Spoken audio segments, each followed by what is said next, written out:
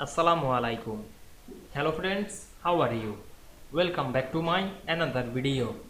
In this video, I am going to show you how to remove the white background from an image on Affinity Publisher. Let's get started. At first, we have to open an Affinity Publisher document. Now we want to remove a white background. Go to a blank page. Then select the place tool and insert the white background included picture. Now I select this picture and click open. Then place this picture. Now we can see this picture have a white background. Now we want to remove this background. Go to any browser.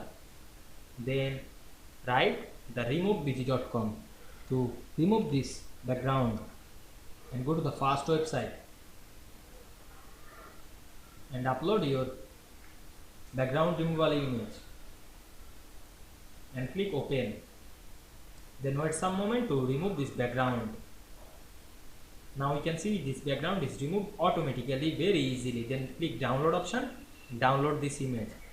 Then go back the publisher, then delete this image and again place the background removal image and click open and place it.